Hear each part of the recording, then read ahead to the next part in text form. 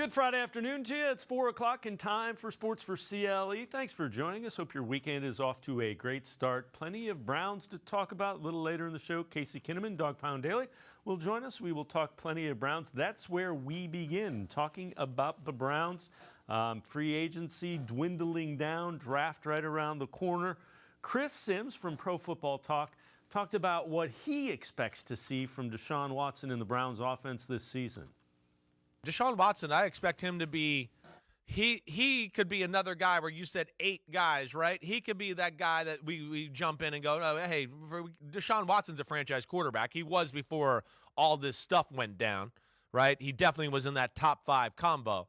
So let's see where he can get back to. I expect him to be kind of dancing around that again. I do. I'm a believer in Deshaun Watson, the football player, for sure.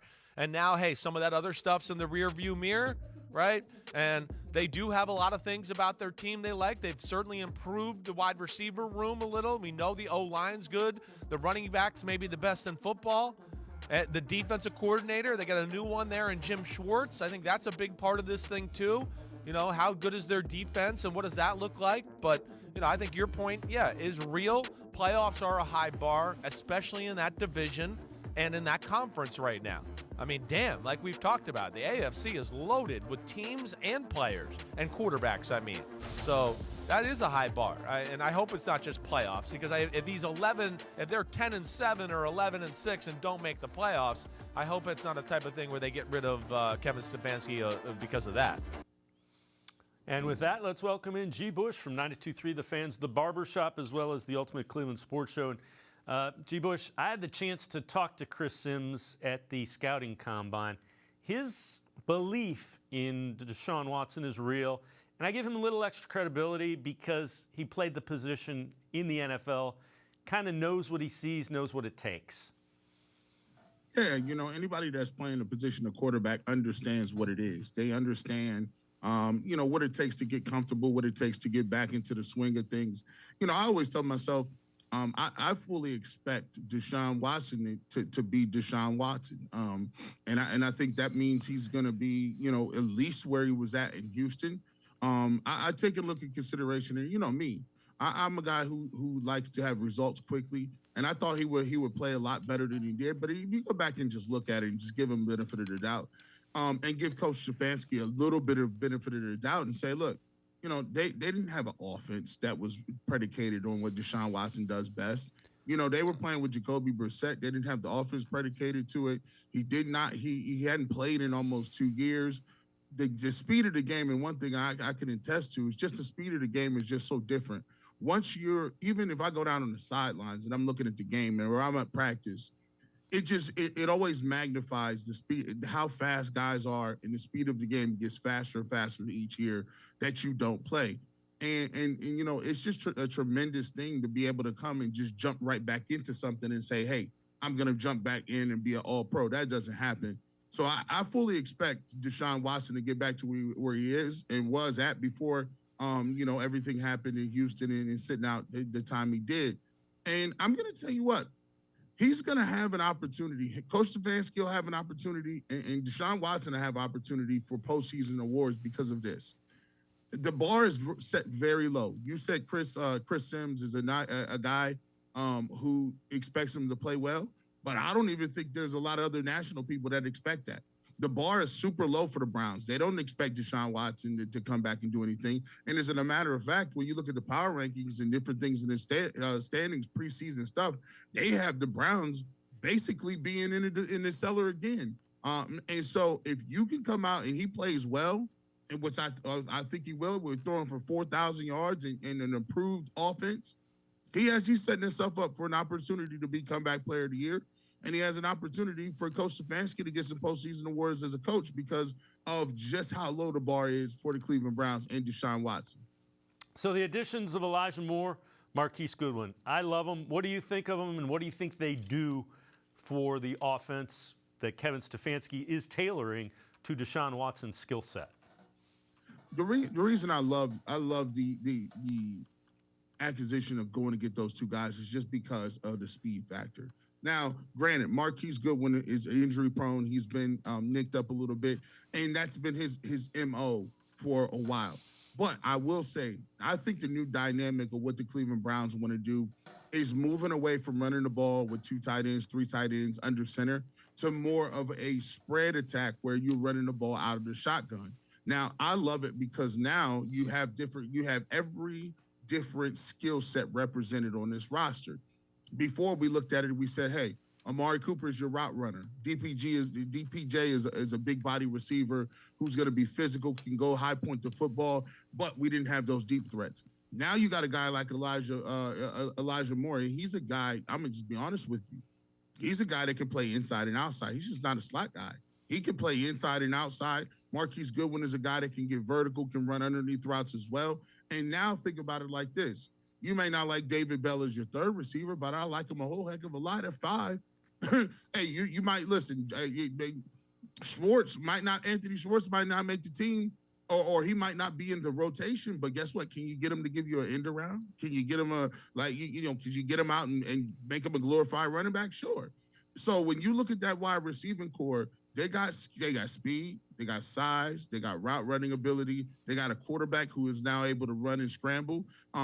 So now you can't turn your back to Deshaun Watson because he can scramble, and now you got a physical back in Nick Chubb that if you're in one back, if you're in 11 personnel, or if you're a running back and you got defensive backs in because there's 4 wide receivers in the game and your diamond nickel packages, now those diamond nickels have to tackle Nick Chubb instead of linebackers. So I like the versatility, and we haven't even said anything about David Njoku, who's a guy I think is going to have a great year. I really just think it comes down to what Kevin Stefanski can cook up. If he can be creative, I like the pieces and parts. I'm with you. Along those lines, NFL offseason grades. Sports Illustrated graded every team for the Browns. They give them a B+. Cleveland got better on both sides of the trenches, and the additions will assist the team's 2 most important players, Deshuan Watson and Myles Garrett. And G. Bush, that's, if you're trying to get better, make your elite players better. I love the young OG on the side.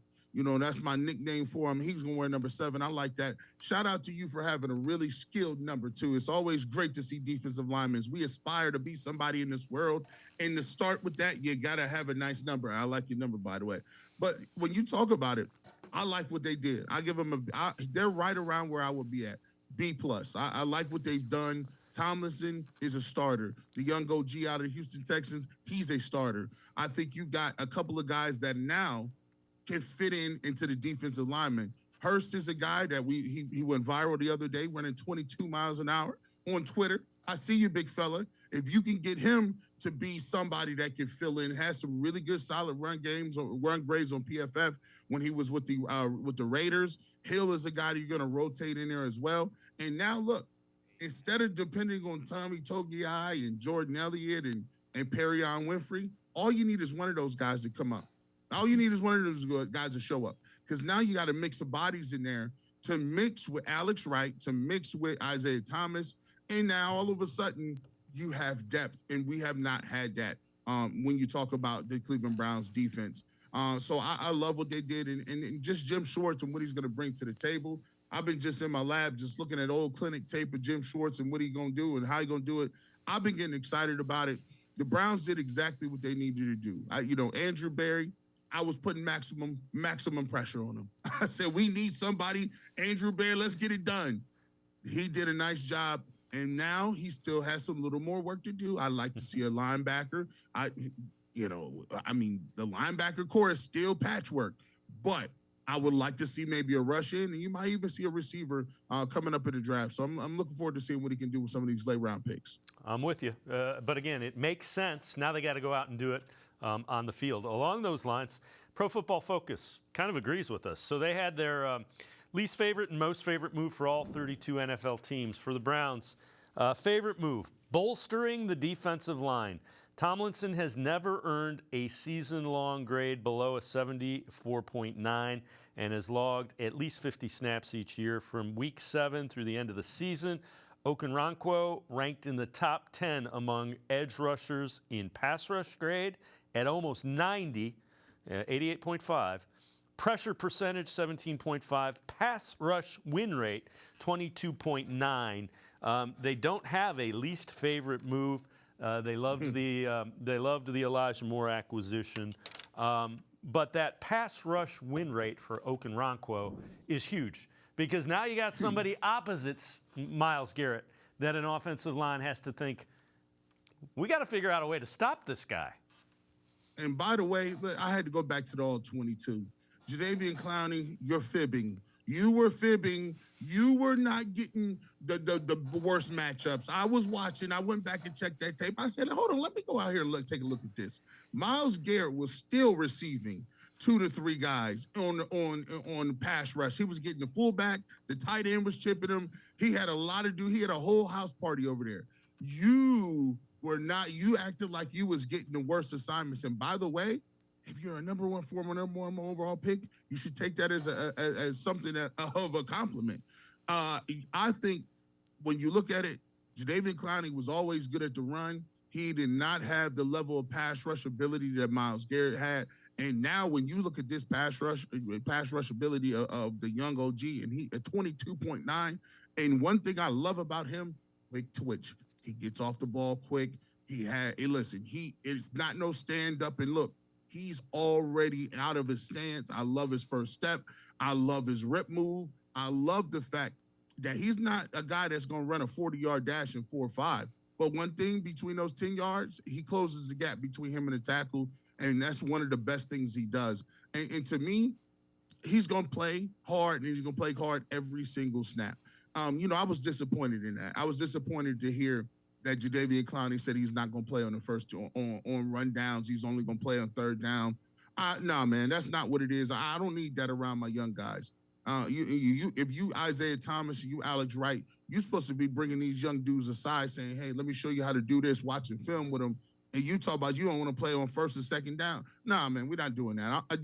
I like this signing the most because they got back to being blue collar. Tomlinson and him being in the middle, 500 some odd snaps. That's a lot of snaps. That shows he's durable. That shows that he's a guy that you can play in there. And so I really like the defensive line, especially with some of the pieces that they got now. All right, before we go, you alluded to it. So this is Maurice Hurst hitting 21 miles an hour on the treadmill. This is a 290-pound tackle who wants to get back on the field, and that is moving. And I'm with you, G. Bush. They just need guys. They gave the young guys opportunities last year. Now they brought in Hill and Hurst to give them NFL quality snaps at defensive tackle. That's what you need. They don't gotta light it up. Just don't get pushed around. Yeah, listen, I think the athleticism that you see right there, the fact that you got a defensive tackle, and mind you, I used to play defensive tackle. Listen, he's running that easy. He has good form and everything, man. He's up there just blowing it out. Ha ha! This is easy money. Listen, that's what I like to see out of my defensive tackles. And think about it like this: you go back to last year, and it's a big difference between trying to do it with young guys and doing with veterans. See, veterans is going to give you that I know what I'm doing type of feeling. Not I guess what I'm doing. I love the athleticism inside. And by the way, he's just one of the guys. He's had injury problems throughout his career. If you can either get something from Hill, who I like a lot too, or Hurst, I think you got some diamonds in the rough there. You need to find one or two guys and kick the tires on them to kind of, transform your unit, because they want to have some guys up there that have some speed, some skill, some rush ability, and guys that are hungry. First and foremost, hungry. It's 3 or 4 defensive tackles that they brought in here that are going to compete with some young guys, and we're going to figure out who want to make this roster. And with the roster changes, by the way, you're talking about you're going to have 90-some guys on the roster all the way through 2 days. That means they're going to get an opportunity to get the Hall of Fame game in, 3 more preseason games, and they're going to get some tape out there. So you're going to need guys to fill in and rotate in there. So I really like this. I really like the move up front. I think the Browns got solid up front. All in all, I can't complain. Andrew Berry, he found the groceries. Let's see if Stefanski can cook it up. G. Bush and I are going to step aside, take a quick time out. Other side of the break, we'll head to the voicemail of Truth and Reason. take a dive into could the Browns even get another defensive lineman in free agency. Sports for CLE, be right back. Stay with us. The Great Lakes Collectors Convention, presented by Greeny Sports Cards, takes over the Fieldhouse in Independence, Ohio, where the passions of sports fans, collectors, and sports talk enthusiasts collide. 50,000 square feet of ball card bliss. Hundreds of display tables. Card Shop Live Theater with interactive appearances from the region's most notable sports media. Great cards, great location, great show. Tickets on sale now at greenysportscards.com.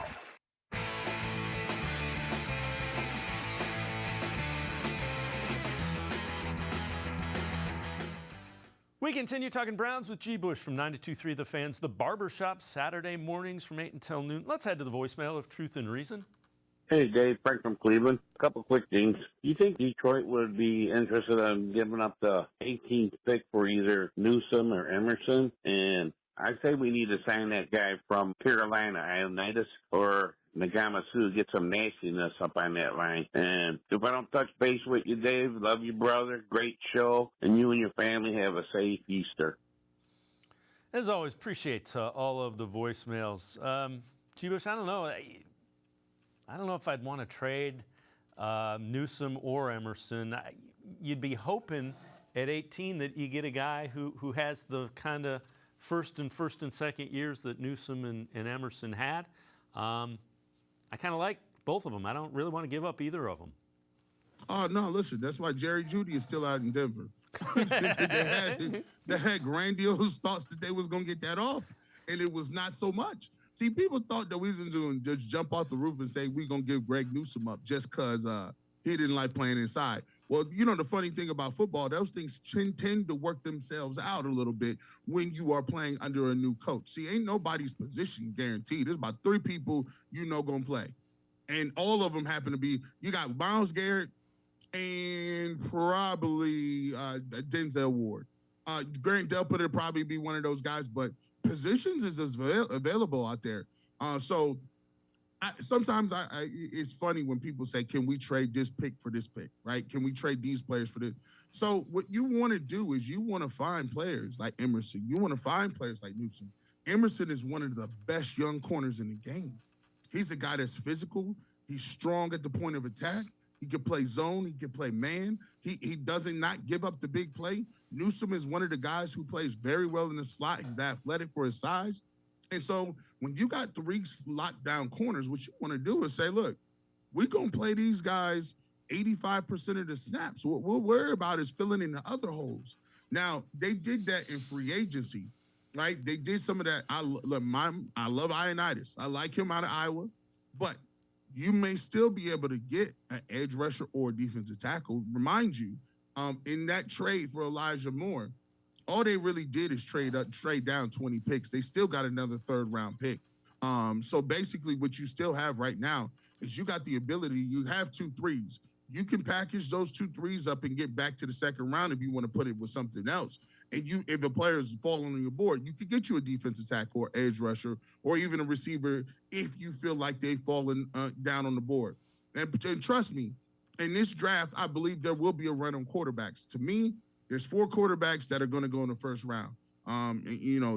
Young, Stroud, Levis, and I believe Richardson is another guy who now because of and then Lamar Jackson is in play too. So teams will be jockeying for all these quarterbacks and doing that stuff. But for me, at the end of the day, while they're doing that, we might be able to get a steal in the 2nd round if we want to move back up there.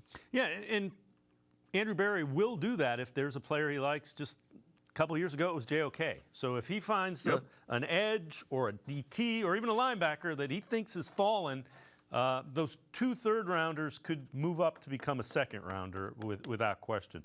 All right, let's take a look at this. 3 defensive tackles for the Browns to target late in free agency. Number 3, Poona Ford, 181 tackles, 7.5 sacks in his last 4 seasons with Seattle. Number 2, a guy that you mentioned, the voicemailer also mentioned, Matt Ioannidis, 37 tackles, a sack, 10 quarterback pressures, 13 games a season ago. Number 1, Ashawn Robinson, Tomlinson's former Alabama teammate, won a Super Bowl a couple years back with the Rams. Those are all guys that are still on the market. Probably their value's probably dropping as free agency goes and we get into the draft. You know, if you can get a guy on a couple $1 million deal with incentives, yeah, go get another one. Listen, I'll tell you what. Look, the guy I like, you talk about Deshaun Robinson. Man, I'd be willing to trade my pre-draft grade from a B+ to an A-, because now Deshaun Robinson, 6'4", 330, former teammate at Alabama with Tomlinson. So now think about that. I'm looking at building depth, right? So now look at my depth. Now I could say I got Tomlinson and Deshaun Robinson starting, and I got Myles Garrett. Now I'm able to move all those other guys that I thought maybe be in contention.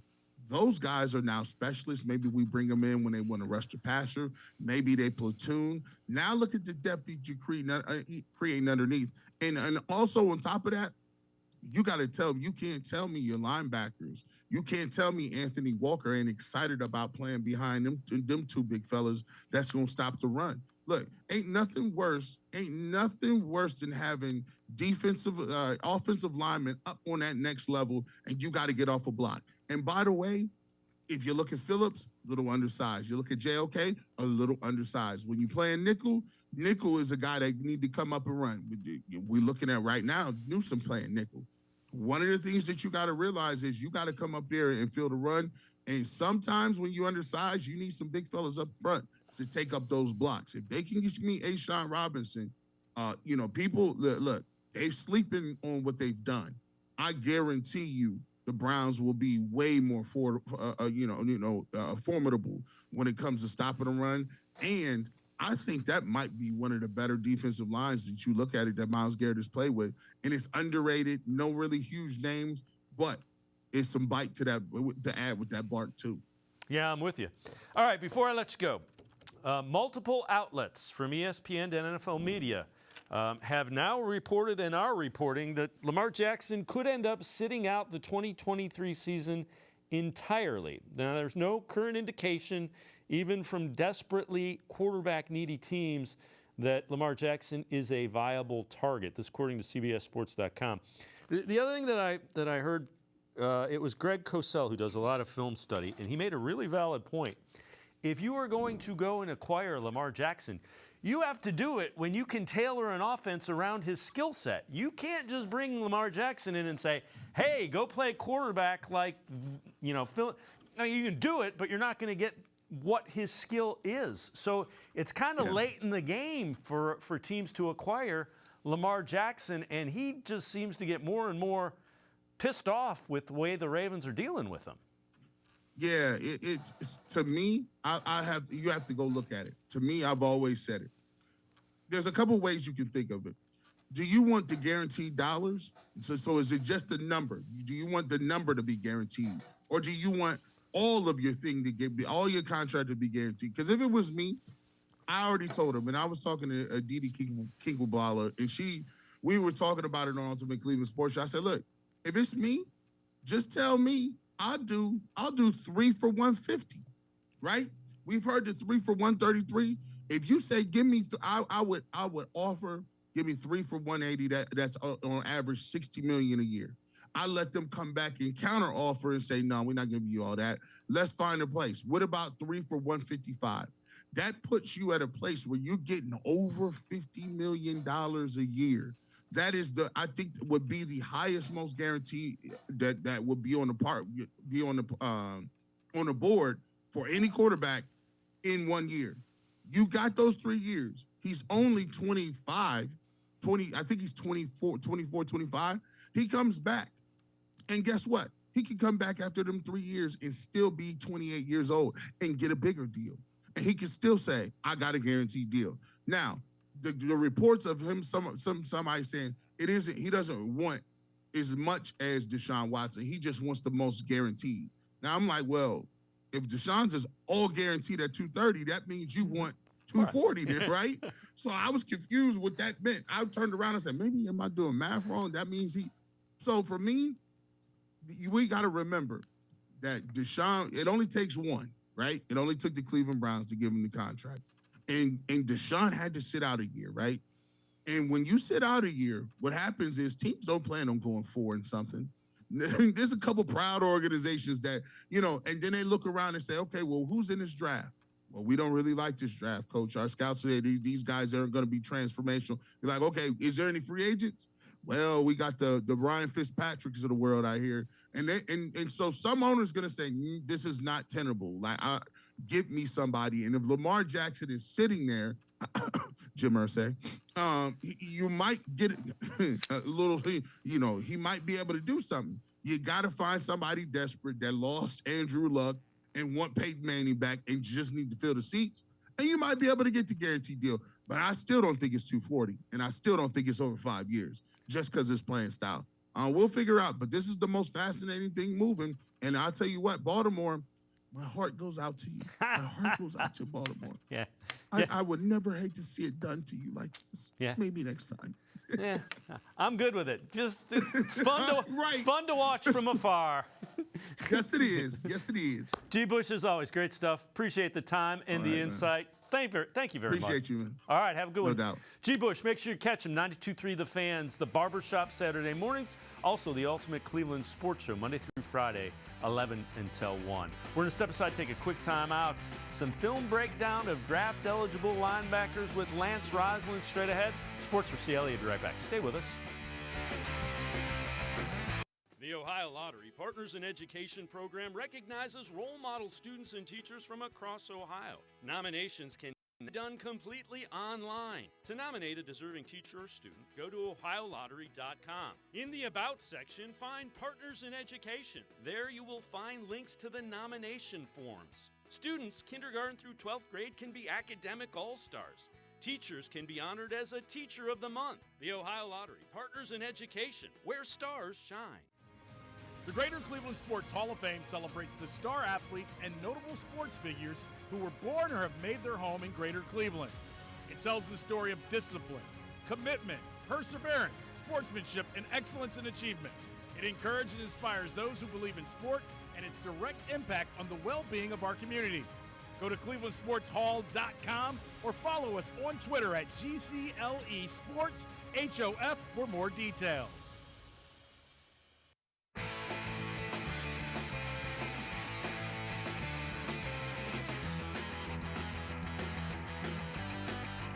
We continue talking Browns here on Sports4CLE, an area the Browns could look to bolster in the upcoming draft, linebacker. So let's take a look at some guys that might be on the Browns' radar, the draft-eligible linebackers.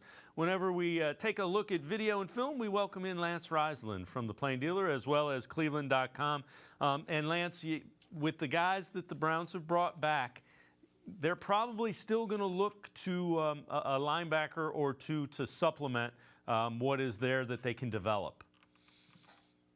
Well, I'm interested to see with this new Schwartz scheme because, defensively you can either funnel everything inside with their wide nines or some people go with the spill everything to the outside.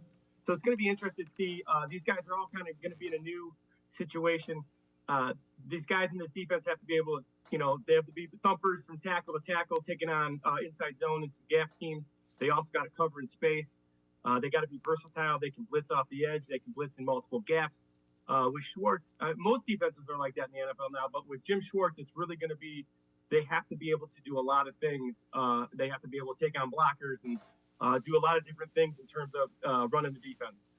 All right, let's take a look at some of the guys you think might be around when the Browns are selecting. And one of the guys, we've talked about him before, a guy that really showed out at the Combine and has grabbed people's attention, Jack Campbell, wearing number 31 in this video.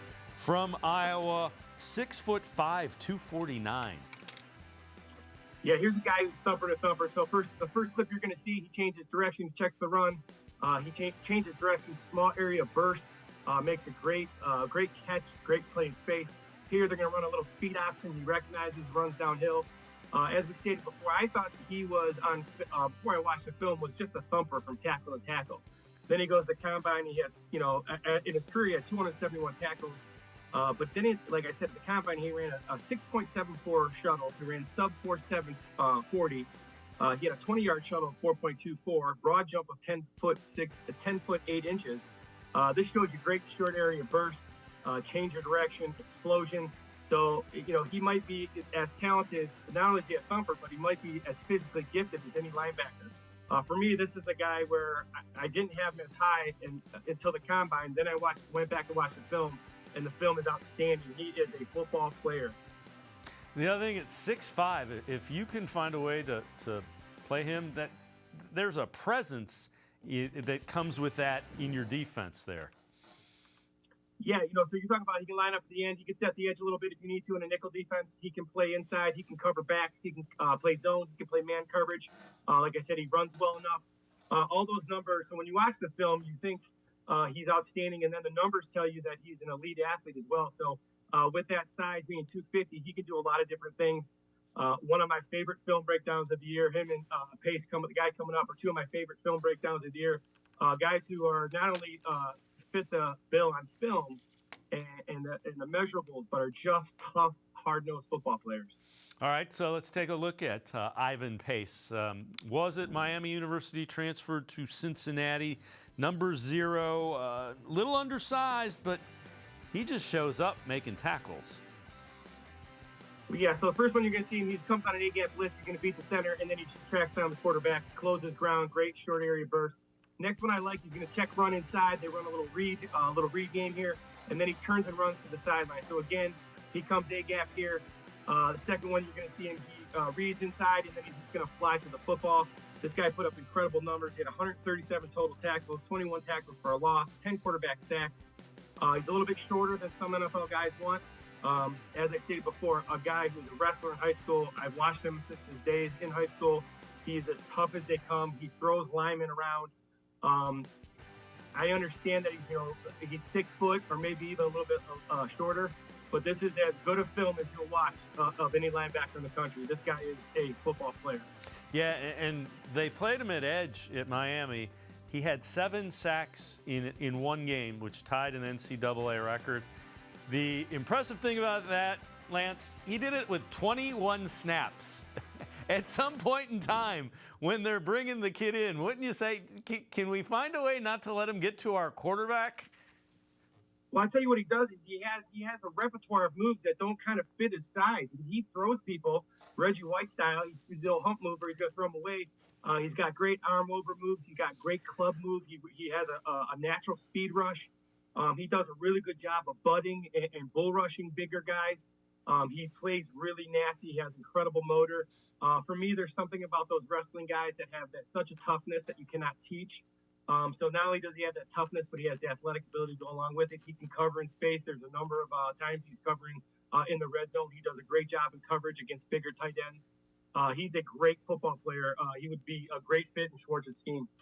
All right, so the next guy we're going to take a look at is an outside linebacker, edge combo type guy, Nick Herbig, number 19, 6'2", 240, a guy that has been connected to the Browns in several mock drafts. What do you see here?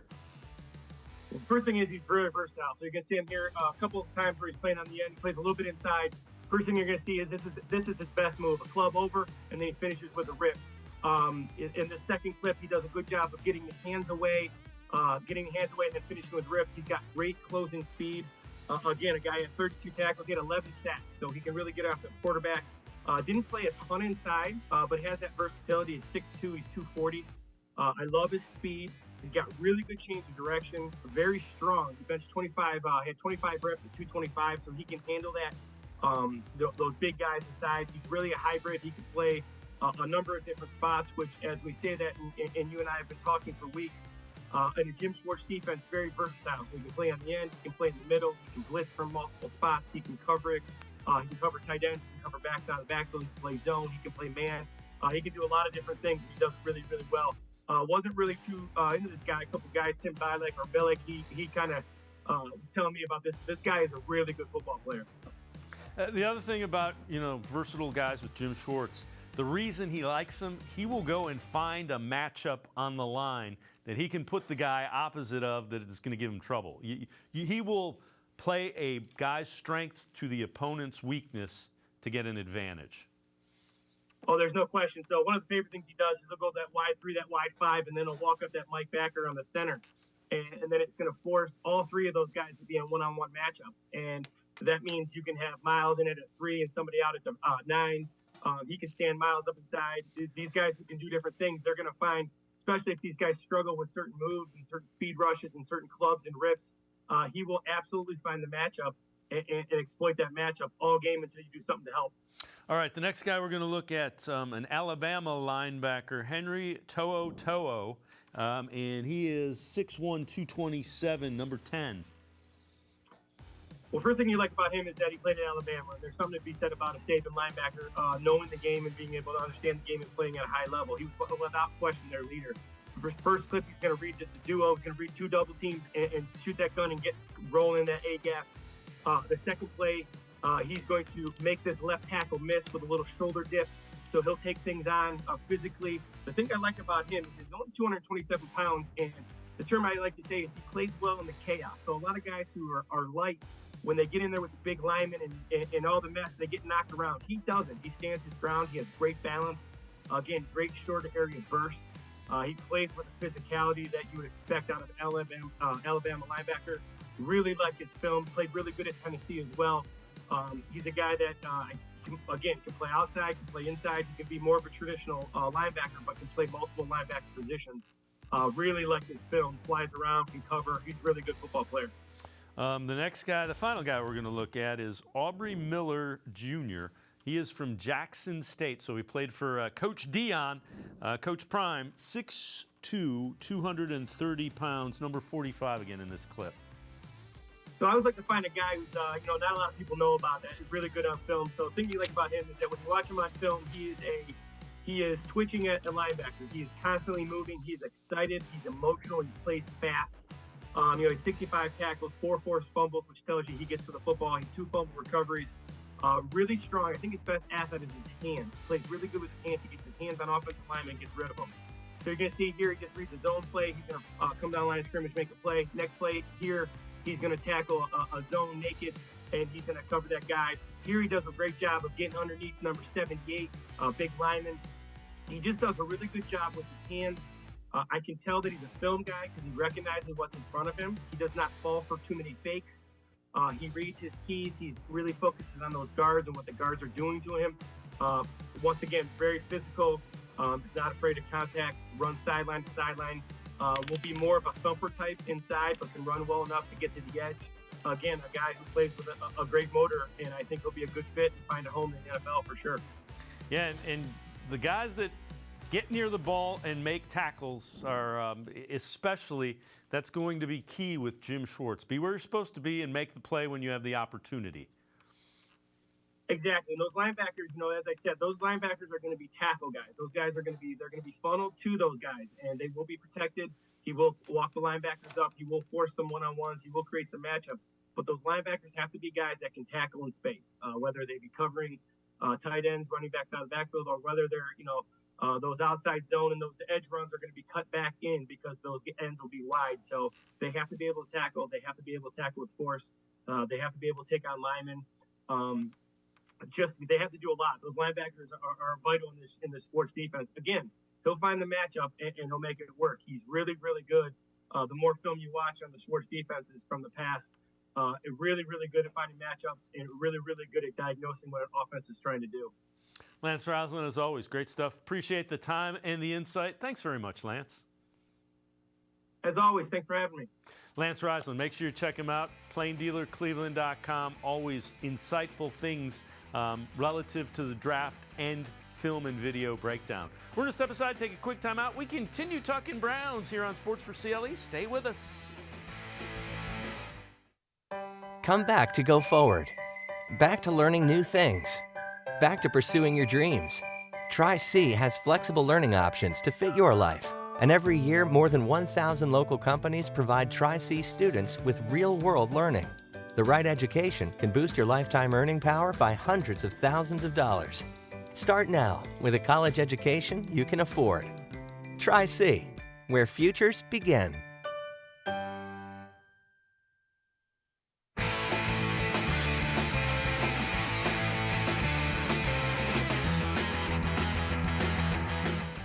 We continue talking Browns here on Sports for CLE. Mike Florio from Pro Football Talk on the expectations for the Browns in the upcoming season with Deshuan Watson as the quarterback for an entire year.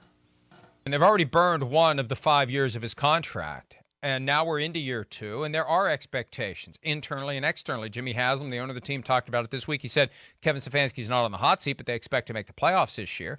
And that's a big expectation for a team that has only made it once. Like, they had that 1 year, 2020, and they beat the Steelers with all those flukes that happened early in the wild card game. And then they gave the Chiefs a run for their money. And then the past 2 years have been underachieving for the Browns. This is where the bar is set high.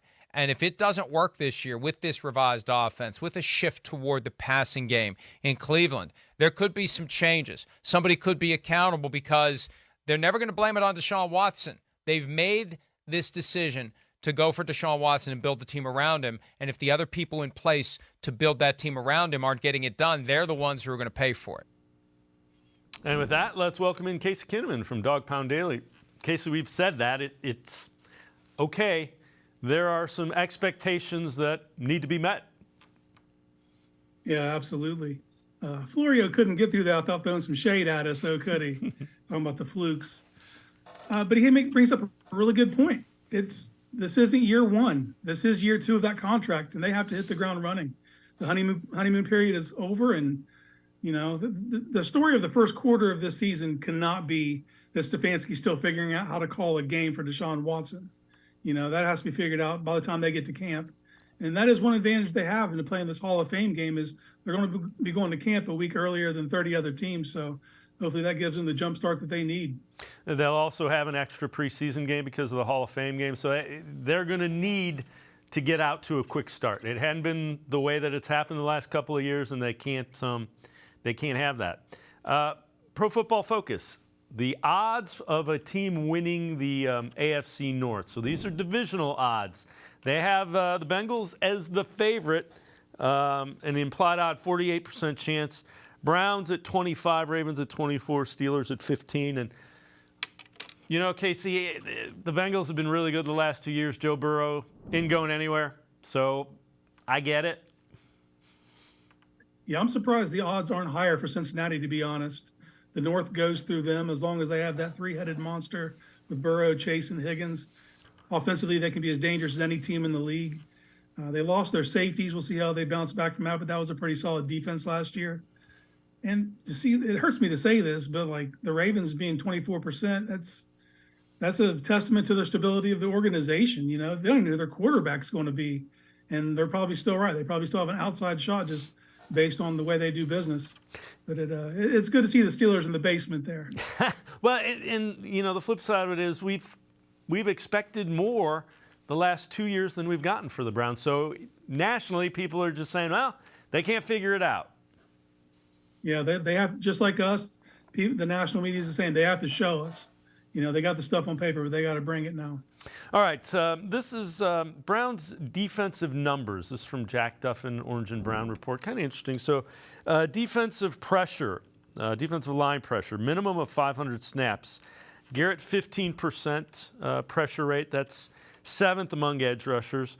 Okunrankwo, 13%, 15th among edge rushers. And Tomlinson, 9%, 19th among defensive tackles. Now, the back half of that is pretty good. You see 50% minimum forced incompletion percentage. Thornhill, 3rd among safeties.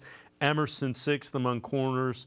Ward, 7th among corners. Delpit, 19th among safeties. And Newsome, 39th among corners with those percentages. What the defensive incompletion rate will allow Jim Schwartz to do is be a little bit more aggressive with the front 7. Yeah, that's the formula right there. Get after the quarterback and be able to cover on that back end. And I'm sure that's a large reason why Schwartz took this job. Just the base level of talent they had at those key positions, would allow him to do different things.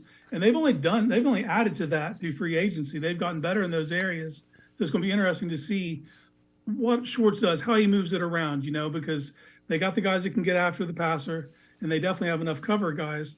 So is that going to allow for more blitzing? Is that going to allow them to rotate some of those pieces around and kind of be unpredictable? So my expectation is it will be an aggressive defense. It will be an attacking style of defense. And I don't mean blitzing. I just mean they're going to get after it. And I don't think you could define the Browns' defense the last 3 years, which I guess is a big problem. Oh yeah, huge problem. They always played. It was always passive. It always felt like things were just happening to them, and they were trying to adjust to it.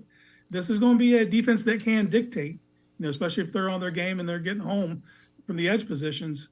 And Schwartz, that's what he's always excelled at. He's always let his defensive line kind of hunt, and then feast off turnovers on the back end.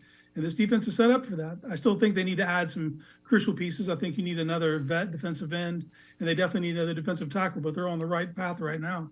We talked a little bit about this last time we talked. More Goodwin. What does that allow this offense to do and be, do you think? Well, it's just the speed, and different varieties of speed. They can both run end arounds if you had to. Goodwin can get open early. He has deep speed. Moore is a technician. If you watch his routes, he is crisp. So they have players that can get those cheap, easy yards, which is what this offense has lacked. You see other teams do it. They have basically these 5-yard handoffs to just keep you ahead on the sticks. The Browns didn't have that last year. They have decent receiving capabilities, but they do different things. The addition of this speed, this injection of speed, is going to take the top off and allow for quick, easy completions to keep Watson ahead of the sticks and kind of dealing instead of, always playing from a 3rd and 8, 3rd and 12. You're going to see a lot less of those this season. Yeah, think about it. If we did something earlier in the week where the average cushion that Elijah Moore got was 6 yards, that means you can throw it to him and he's probably going to get 4, 5, or 6 yards. Yeah, he's open coming out of the huddle. Don't overthink it. You're not going to go broke taking a profit. And the other thing is, it gets you in 2nd and short immediately. So now Nick Chubb's more effective. Your passing game downfield is more effective. Yeah, that's where you see those big shots come. Because you're dealing from a strength. They're not going to be in a predictable thing. So with Chubb back there, they have to respect it. It's going to tighten everything up, and that's going to allow for those big plays to hit down the sideline. Casey Kinnamon from Dawg Pound Daily and I are going to step aside, take a quick timeout. Other side of the break, we will do a live simulated draft here. We'll go through the 3rd round, see what we come up with as the picks for the Browns in that 3rd round. Sports4CLE will be right back. Stay with us. The Ohio Lottery Partners in Education program recognizes role model students and teachers from across Ohio. Nominations can now be done completely online. To nominate a deserving teacher or student, go to OhioLottery.com. In the About section, find Partners in Education. There you will find links to the nomination forms. Students kindergarten through 12th grade can be academic all-stars. Teachers can be honored as a Teacher of the Month. The Ohio Lottery Partners in Education, where stars shine.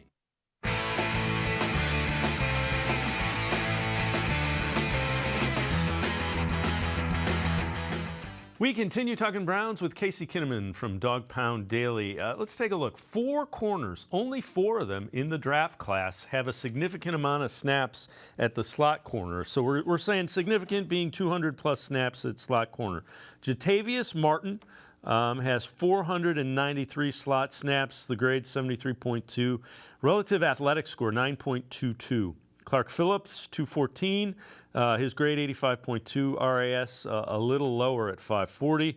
Catrell Clark, 252, grade is 57.2, relative athletic score 7.45. And then Jay Ward, 230, 55.2, and then 8.18 relative athletic score. Relative athletic score kind of takes in a number of those measurables and is out of a number of 10. When you look at those, Casey, who jumps out? Who do you think makes sense if the Browns decide to add a slot corner? Jatavius Martin.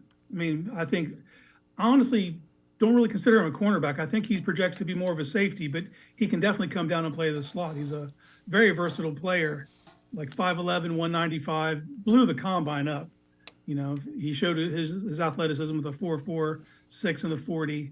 11-foot broad jump. Like, he's a tremendously explosive athlete, but I think he would give you a good bit of versatility in his skill set and be an excellent addition to this defense and a nice chess piece for Jim Schwartz to kind of move around and give them a solid depth piece at safety that could step in and be an eventual starter. Yeah, and that relative athletic score is something the Browns seem to value in their draft picks. So that 9.22 would fit into what they'd be looking for. Again, it's out of a 10. All right. We are going to do the Sports4CLE first live mock draft of 2023. This is from the Pro Football Network Draft Simulator. So, Brian, in the control room, go ahead and hit it. It will go through and get us all the way to where the Browns select in the third round. And we'll take a look. And we will get a visual picture. Now, we have been, we've done this a couple times, and the Ravens keep trying to trade with us.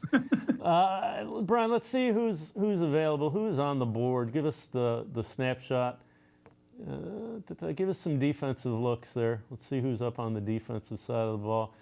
You seen anybody that jumps out? What are you thinking, Casey? Well, the players I like the most on that board are actually cornerbacks, and I don't think that they would go corner that early, but I like Julius Brents and Caillou Blue-Kelly. Give us a look at, give us the defensive tackles and edge, Brian. Let's see what we got where we're looking most. So Pickens, that's kind of an ascending guy. That's kind of early. Roy's been tagged to him. That's way early. But what about edge? I think those guys will all be available when we pick next. All right, let's go over to the offense. You want to look at some wide receivers here? Let's see what we got wide receiver-wise. Actually, I think let's go back and check out the defensive backs again. All right, DBs for it, Bri. Ooh. I know.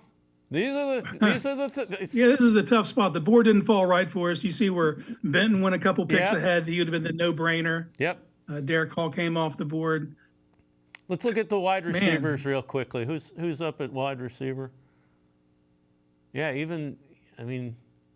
we'll be able to get Scott later. Yeah, I think you'd be able to scoop him up. This is a tough spot. This is probably where they would trade back, to be honest with you. But if we have to pick from the people on the board, give me Chris Smith out of Georgia. Okay. Let's go ahead and go where you got defensive safety there. Yep. Ranked in at 91. He'll go much sooner than that. And then we'll come back up. They took Pickens. The Commanders took Zach Pickens. Yeah, that'd have been a really good pick right there. All right, let's look back at the defensive tackles and the edges, Bri. Roy's still. Did I see Henry To'oTo'o's name at linebacker? Yeah, probably. He has been available there. Go ahead, hit linebacker. Yeah. You want? Yeah. Yep. Yeah, I would take To'oTo'o in a heartbeat if he's there. All right. I think that someone who could give you some real good looks early in his career and sit behind A-Walk for a year. And I think that's your starting Mike linebacker in 2024. So you look at that and you know, Casey, that gives you a little bit of a snapshot. There are guys that you keep hearing, well, they take him and take it. You run this simulator, it takes into account the biggest needs. And a lot of times it comes up like that. We ran that 3 or 4 times just to test how we were going to do it. We did get Benton once. One time Kincaid, the tight end, fell to him. Really? Yeah. And he's ranked like 26th, though. There are people that believe he's going to be a first-round pick. But I'm with you. If they can get To'oTo'o out of Alabama in the 3rd round. Yeah, I think we would have probably traded back if it was an option with that first pick. Yep. Because I think Benton's the no-brainer if he's there, but it could fall a couple different ways. But To'oTo'o would be a nice pickup. When you look at wide receivers, who do you like 3rd, 4th round wide receivers that you think they may? I mean, Moore is young, so it kind of buys you some time if you like what you see from him. But you kind of got to fill in that room still. Yeah, I like Parker Washington out of Penn State in that range if he becomes available. Tyler Scott's obviously another one. I just seem to think he's going to go sooner than people think. I saw the people he met with, all the teams. It looks like he's drawing a lot of interest. Jaden Reed out of Michigan State's also another one, a slot guy. There's a couple good options there. A.T. Perry out of Wake Forest if you want a bigger body, like X-type receiver, if you want to kind of prepare down the line in case you guys move on from Donovan Peoples-Jones. So there's several options right there. But I think you could also get value in like day 3 with wide receiver. There's always just going to be some that slip through the cracks. It just depends on where they're trying to spend, what kind of value they're trying to get for that position. Before I let you go, give me a name or two of an edge rusher. If you saw him fall into the 50s, you might package both threes to go up and get mid to late second. Yeah. I think that if they're available there, man, I'm going to go with Brenton Cox. I think if he's there, I think that they could make a jump for him. I think he's a tremendous athlete. Isaiah McGuire out of Missouri is another one. I think people are sleeping on him. He's a bit older of a prospect, though. My sleeper, though, is to attempt to get Yaya Diaby in the 6th round without giving up anything, and I think he could be an eventual player for the team. Casey Kinnamon, as always, appreciate the time and the insight. Thanks very much, Casey. Hey, anytime. Thanks for having me. Casey Kinnamon, make sure you check him out in the pages of Dog Pound Daily. Each week, in conjunction with the Ohio Lottery Partners in Education program, we recognize a role model students from somewhere across the state of Ohio. Today, we head to Luther East High School, site of the Division III state basketball champions. A 9th grader, TJ Crumble, one of the top freshman basketball recruits in the entire country. He is also getting it done in the classroom at Lutheran East. The Ohio Lottery Partners in Education program is proud to salute 9th grader TJ Crumble, this week's Shining Star.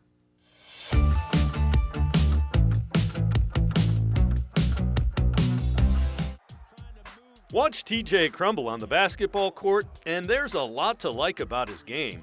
The 6'8", 200-pound forward for Lutheran East seems to do everything really well. Inside, I think I'm pretty good inside, very dominant. I can move quickly for my size, get rebounds and all that. Right now, I'm just working on my shooting and dribbling because, you know, players at the next level, they're my height and they can do everything. So I'm trying to expand my game to be able to play good at the next level. He's a tremendously talented kid. He's very versatile. He can dribble, he can pass it, he can shoot it, and he's really good like around the basket with his feel for the game to be such a young athlete, a high IQ for the game. I mean, and I say it all the time, kids that are good in the classroom tend to be good on the floor, and he does them both very well. The scary thing for opponents, Crumble's only a 9th grader with a hunger to get even better and a focus beyond his age. A lot of people work on things, you know, to look good on highlights, but I make sure with my trainers and like my dad and stuff like that, I work on the little things that makes you evolve your game. So yeah, I work on my footwork a lot. He's just trying to improve his shooting daily, improve his ball handling daily, just to be a little more versatile and sharp so he can go play at the next level. College teams are already knocking on TJ's door. He has offers from 11 Division I schools, including Missouri, Georgia Tech, Virginia Tech, LSU, Mississippi, Kent State, and Ohio University. That number continues to grow, and Crumble has some boxes his eventual choice will have to check. Just a college that feels like home. Wants to make me the best player I could be and, more importantly, the best person I could be. As talented as he is on the court and as bright as his basketball future is, TJ realizes the importance of his education and grades, which will also be a constant focus. It's so important. He's stressing me, you know, like I said, the ball stops bouncing. So you have to have a plan after basketball, and, you know, he's been helping me with that a lot, and my mother, too. I'm more of a math person, economics, you know. My dad, Ricardo Crumble, he's a banker in Chicago, and he also played basketball, and he stresses not only important things in basketball, but, you know, the ball stops dribbling. So he focuses on other aspects of life, too, and, you know, to work. I have a 4.4 GPA this year, and I'm very proud of that. College coaches love that Crumble can play inside and move away from the basket effectively as well. He's the ultimate team guy who just wants to win. I take a lot of pride in that, you know. It's not about an individual player in basketball, it's about the team. It's a team sport. So, you know, I practice my passing a lot, you know, and it makes me happy seeing my other teammates happy and scoring. And, you know, the most points gets you the win. So getting my other team points makes us win. So, yeah, I'm very happy for that. He's a funny kid. He's a very funny kid. He's the life and the party of the team for sure. He's always joking. He's never a dull moment with him. So he's a joy to be around. If you talk to him, he's doing yoga in the morning, then he's coming to practice, and after practice he's going to get more shots up with a trainer. He's working out, lifting, then he has a personal gym in his basement, and this kid is non-stop working. So every time you look up, he's always putting work in because he really wants to be great. And that desire to be the best he can be is true not only on the court, but in the classroom as well. If you know a student who deserves recognition, we want to hear about them, and you can nominate them completely online. Go to OhioLottery.com. Find the About section. Click on Partners in Education. There you will see links to nomination forms. Nominate that student as an academic all-star, and they could end up being featured as our next shining star. It'll certainly be fun to watch TJ Crumble develop and push his game and to find out where he ends up playing basketball in college. That's going to do it for this edition of Sports for CLE. We'll see you back here Monday at 4 o'clock. Have a great weekend, everybody. See you Monday at 4 on Sports for CLE.